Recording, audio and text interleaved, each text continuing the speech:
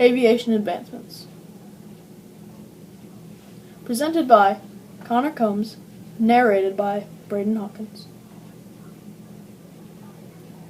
The beginning. We start with the first propelled flight. This was with Orville and Wilbur Wright.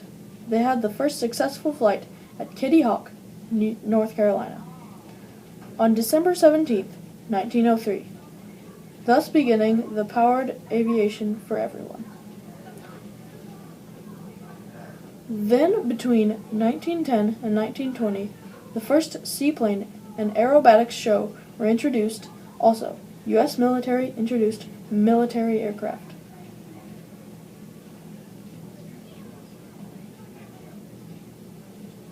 Between 1920 and 1930, World War I ended, and commercial aviation was introduced. Also, aerodynamics and lots of rules and regulations were introduced to play a big part in the future. During the 1930s, World War II, a lot of aviation advancements would help play a big role today. With Boeing's introduction of the first modern airliner, the 247, and the Boeing B-17 P-51, and the famous ME-262.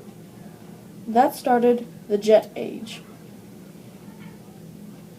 From 1945 to 1960, the Enola Gay boxcar had dropped the first atomic bombs. Then, with World War II over, people didn't know a lot about jets' uses then, so on.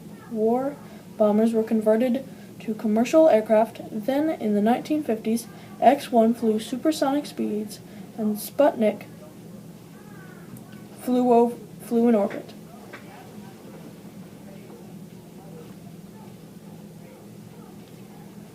The 1960s and 1980s brought a lot of advancements when the Yuri Gagarin orbited the world in 108 minutes. Also, in 1969, a man walked on the moon. This also marked the year for the biggest commercial aircraft in the world. Then the Concorde was introduced in 1975, a supersonic airliner. However, in the early 2000s, aviation had a sort of pilot shortage, making the need for more pilots. Recently, we've been hearing from some airline managements, and in particular, regional airline managements, about a pilot shortage. They're starting a buzz about Washington, talking to Congress and the administration about relaxing the newly implemented rest rules, as well as revisiting the minimum qualification rules that they helped create, but are now saying are creating a pilot shortage.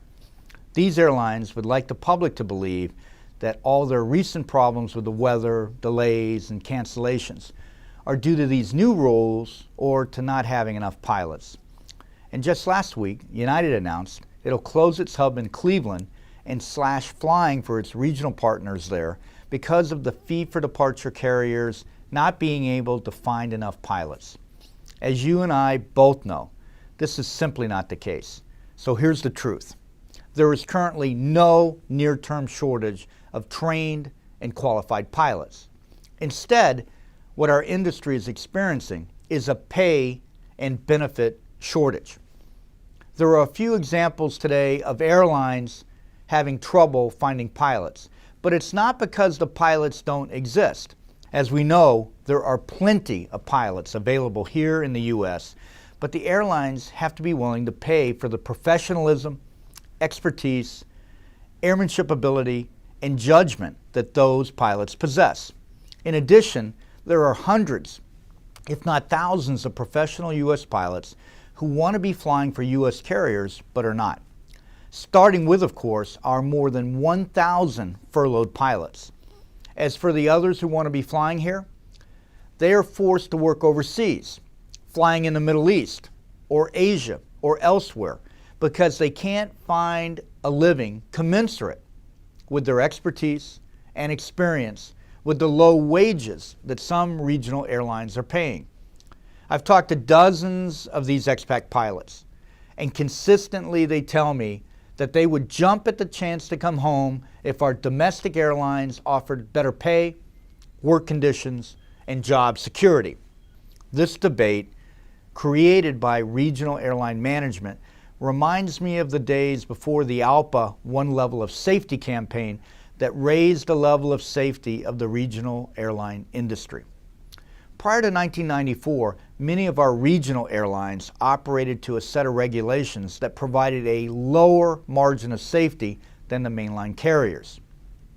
Many of the regional airlines at that time used cost as a justification for operating to a more lax regulatory environment and a lower level of safety. It seems that they are using the same cost argument now. So here are the facts. The average starting pay for a first officer at a regional airline in the U.S. is just $22,000 a year plus benefits. $22,000 a year for a pilot who may have $100,000 or more invested in his professional education. Starting pay at Delta is $62,000 a year plus benefits. But at Emirates, new hire co-pilots receive $82,000 per year plus a housing allowance and other extraordinary benefits. And Cathay Pacific pays new co-pilots $72,000 a year plus a similar generous housing and benefits package. The issues facing the regional industry come down to simple economics. For regional pilots, your managements are whipsawing each other to win flying with their mainline partner by bidding the lowest contract. Once they win the flying, they realize they cannot make a profit, so they turn to labor to make concessions. Ask yourself, how many times have we seen this play out in the regional industry? This model is not sustainable. With the upcoming wave of retirements at the mainline carriers, changes need to be made to prevent a possible future pilot shortage. Mainline airlines and their regional partners need to work together to negotiate contracts that work for both sides and provide pay and benefits, as well as a career path that not only are commensurate with the pilot's skills and experience, but also attract qualified prospective pilots to the industry.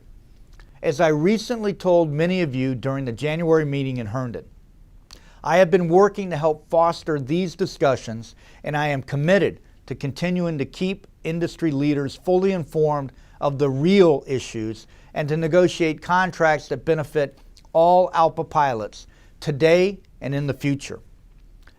Our government can help airline profits by implementing pro-growth aviation policies that reduce the tax burden on airlines. Congress needs to defend the newly implemented pilot training and fatigue rules. And while they're still at it, they must reverse the bad judgment that allowed the cargo carve-out in the newly implemented flight and duty time rules. The U.S. airline industry deserves a level playing field so that we can compete fairly in the international marketplace that is saturated with state-sponsored foreign carriers. So this myth about a pilot shortage, we know it doesn't exist. Not yet. The shortage we do face is in the pay and benefits necessary to attract well-trained professional airline pilots to regional airlines.